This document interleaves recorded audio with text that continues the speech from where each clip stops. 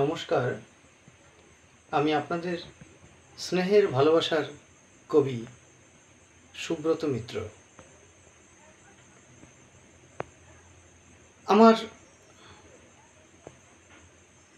আমার উপরে অনেক অভিযোগ আছে। এই সমাজের অনেক মানুষের আমার প্রতি অনেক অভিযোগ আছে, আমি জানি। তার মধ্যে একটা অন্যতম অভিযোগ,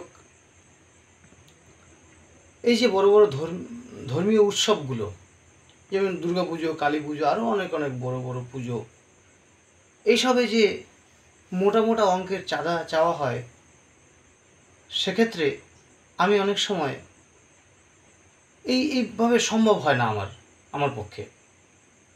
এই আনন্দ উল্লাস, এই খাওয়া দাওয়ার মধ্যে এই অর্থ এইভাবে ব্যয় করা, এর মধ্যে আমি অনেক সময় সামিল হতে পারি না। অনেক সময় কেন হতে পারি না, আমার ইন্টারেস্ট থাকে না, নেই। কেননা আমার ক্যাপাসিটি নেই, আমার সাধ্য নেই।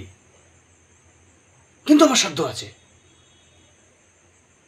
আমার সাধ্যটা একটু ব্যতিক্রম, যেহেতু আমার চলা সমাজের অন্যান্য মানুষের চলা, আমার চলার পথটা আলাদা।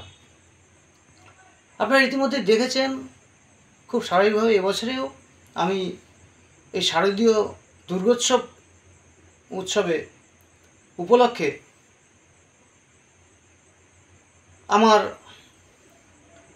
মায়েদের জন্য, অর্থাৎ এই রাস্তাঘাটে পথে প্রান্তে যে মায়েরা অবহেলিতভাবে রয়েছেন, এখনও তো অনেক মানুষ আছেন যারা আমার চেয়েও দরিদ্র, আমার চেয়েও পিছিয়ে, সেই সব মায়েদের জন্য আমি এই দুর্গাপুজোর সময় কিছু নতুন বস্ত্র ক্রয় করে থাকি।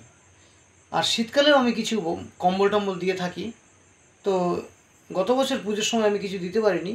এবছর আমি আমার সাধ্য মতো কিছু বস্ত্র কালকের মহালয়ার দিনে সকালবেলা কিনে এনেছি।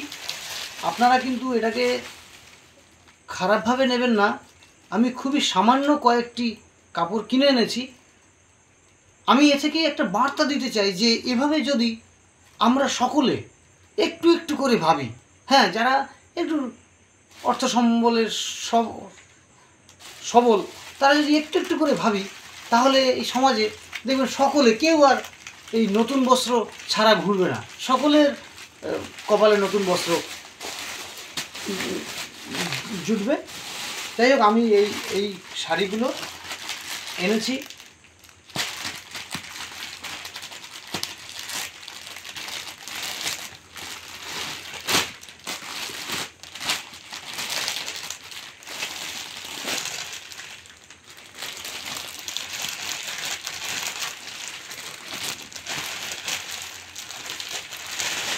হ্যাঁ, এই মাত্র এই কটা শাড়ি, এই শাড়িগুলো এনেছি। যেসব মায়েরা রাস্তাঘাটে রয়েছেন, তাদের হয়তো ছেলেপুলে নেই বা স্বামী নেই, বিভিন্ন কারণে, সেই সব মায়েদের কাছে আমার এই ক্ষুদ্রতম চেষ্টাটাকে পৌঁছে দিতে চাইছি। আপনারা আশীর্বাদ করবেন। আমি ওই বড় বড় সংগঠনে, ক্লাব প্রতিষ্ঠানে, পুজো কমিটিতে হাজার হাজার টাকা চাঁদা না দিতে পারলেও আমি যেন এই কাজগুলি করতে পারি মন দিয়ে। কারণ সকলে যে একই পথের পথিক হবে এমনটা তো নয়। কেউ কেউ যেন আলাদা হয়। আমি সেই কেউ কেউর মধ্যেই থাকতে চাই। আপনারা সকলে খুব খুব ভালো থাকবেন, পুজো খুব ভালো কাটান। আর আরেকটা কথা, যে খারাপ সময়ের মধ্য থেকে আমরা যাচ্ছি, সেটা যেন আমরা ভুলে না যাই।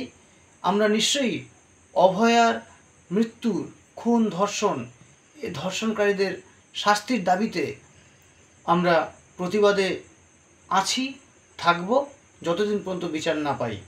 উই ওয়ান্ট জাস্টিস, এই কথাটা যেন আমরা ভুলে না যাই। সকলে খুব খুব ভালো থাকবেন, খুব ভালো থাকবেন। ধন্যবাদ।